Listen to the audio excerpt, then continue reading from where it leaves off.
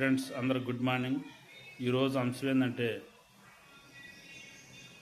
అర్చకత్వం అనేది బ్రాహ్మణుల యొక్క పేటెంట్ హక్కు అనే అంశం మీద మన హ్యూమన్ రైట్స్ సభ్యుడైన పందిపాటి అశోక్ కుమార్ గారు ఈరోజు మాట్లాడతాడు.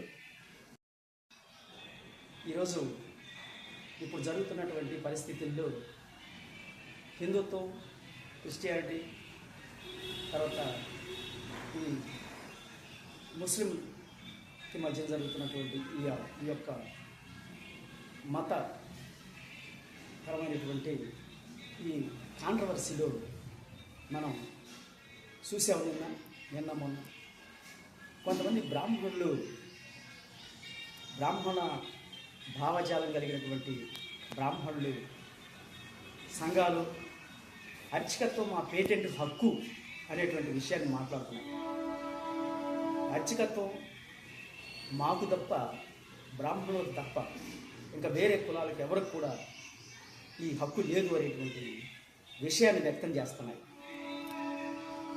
ఒక బ్రాహ్మణవాది అయితే ఏకంగా భగవద్గీతలో శ్రీకృష్ణుడు చెప్పాడు, బ్రాహ్మణ మంత్రంలో నుంచి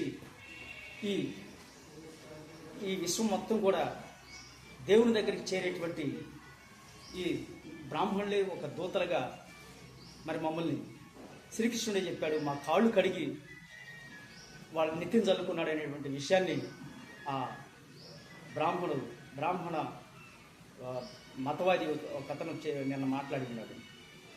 అయితే ఇది చాలా సిగ్గుచేటు.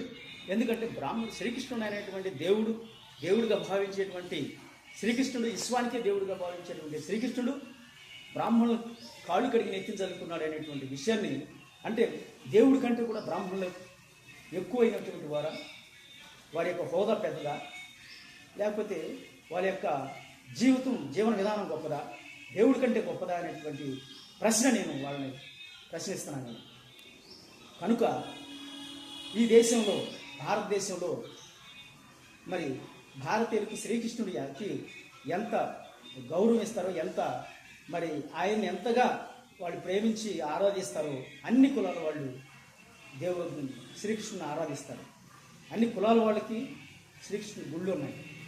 మరి ఇలాంటి పరిస్థితుల్లో శ్రీకృష్ణుడు కాళ్ళు కడిగి, మరి బ్రాహ్మణులు కాళ్ళు కడిగి శ్రీకృష్ణుడిని నెత్తిన పోసుకున్నాడు అనేటువంటి మాట మాట్లాడారంటే వాళ్ళకి ఎంత సిగ్గుచేటు.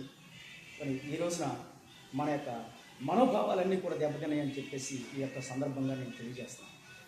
ఇంకో విషయం, బ్రాహ్మణుల కోసం మరి బ్రాహ్మణులతో మాట్లాడినటువంటి మాటలు, బ్రాహ్మణులకి విసిరినటువంటి ఈ సవాలు